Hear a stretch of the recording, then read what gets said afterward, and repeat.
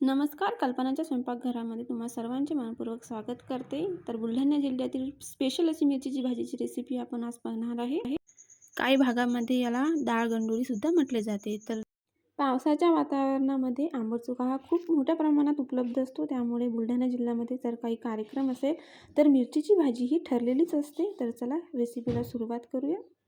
हे जे माप आहे मी 4 लोकांच्या भाजींसाठी इथं घेतलेले आहे.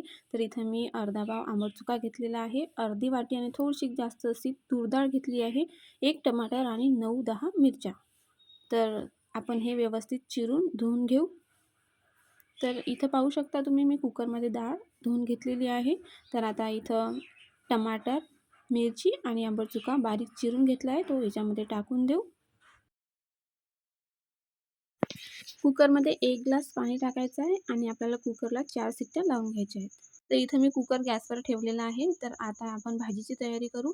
तर इथं मी खलबत्त्यामध्ये लसण, जिरं आणि अद्रक असं बारीक कुटून घेतलेलं आहे. शक्यतो तुम्ही खलबत्त्यामध्येच कुटा, त्याने भाजीला छान चव येते. आता तव्यावरती इथं मी थोडंसं खोबरं, कांदा आणि थोडंसं त्यामध्ये तेल टाकलेलं आहे. हा व्यवस्थित आपल्याला भाजून घ्यायचा आहे. तर इथं बघू शकता तुम्ही एका इकडे माझे कुकर पण ठेवलेला आहे.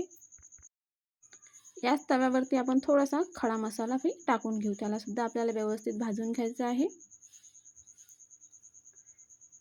आपला जितका मसाला छान भाजला जाईल तितकी आपली भाजी चविष्ट बनते. आता याचमध्ये आपण एक छोटी वाटी शेंगदाणे टाकून घेणार आहे. शेंगदाणेसुद्धा आपल्याला व्यवस्थित भाजले गेले पाहिजे, असे भाजून घ्यायचे आहेत. तर इथं बघू शकता तुम्ही आपला मसाला भाजला गेला आहे. याला थंड करून बारीक मिक्सरमध्ये आपण करून घेऊ. तर इकडे आपल्या कुकरच्या 4 शिट्ट्या पण झालेल्या आहेत. तर बघू शकता किती छान आपलं वरण शिजलेलं आहे. तर याला आपण रईने घोटून घेऊ. आता इथं वरण घोटून घेतलेलं आहे. तर भाजीला तडका देण्याची तयारी करू. तर कढईमध्ये गरम करायला 4 पडी तेल ठेवलेलं होतं. त्यामध्ये आपण खोबऱ्याचे असे उभे काप करून टाकलेले आहेत. तर हे आपल्याला चांगले असे सोनेरी रंगाचे होईपर्यंत परतून घ्यायचे आहेत. तर इथं खोबरं आपलं व्यवस्थित झालेलं आहे. तर यामध्ये आता कढीपत्ता टाकायचा आणि थोडासा बारीक चिरलेला सांबार टाकायचा. याने भाजीला खूप छान चव येते. कढीपत्ता आणि सांबार जसा तेलामध्ये होईल तशी भाजीला छान चव येते. तर त्याला व्यवस्थित होऊ द्यायचं आहे. नंतर आता इथं आपण जे लसण, जिरा आणि अद्रकची पेस्ट केली होती ते टाकून घेऊ. त्याला पण आपल्याला ब्राऊन रंगाचं होईपर्यंत परतून घ्यायचं. त्यानंतर आपण याच्यामध्ये मसाले टाकणार आहे. तर सर्वात आधी आपण थोडीशी हळद टाकणार आहे आणि इथं गरम मसाला टाकणार आहे.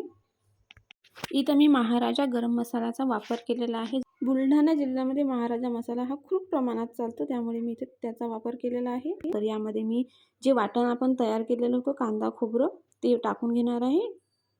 आता व्यवस्थित मिक्स करून आपल्याला या मसाल्याला छान असं तेल सुटेपर्यंत भाजून घ्यायचं आहे.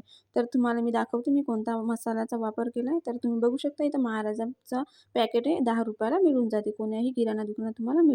इथं मसाल्याला छान तेल सुटले. आता जी कुकरमध्ये डाळ होती ते यामध्ये आपण टाकून देऊ आणि लागेल तसं पाणी टाकू. तर इथं मी आधी 1 ग्लास पाणी टाकते आणि नंतर लागेल तर आणखीन टाकेल. तर आता मी इथं यामध्ये आणखीन अर्धा ग्लास पाणी टाकते.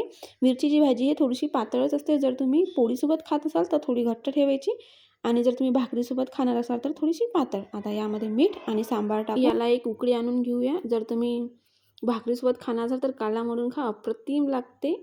आणि तुमच्याकडे या भाजीला काय म्हणतात हेही कमेंट करून सांगा. व्हिडिओ आवडल्यास लाईक, शेअर आणि चॅनलला सबस्क्राईब करायला विसरू नका. धन्यवाद.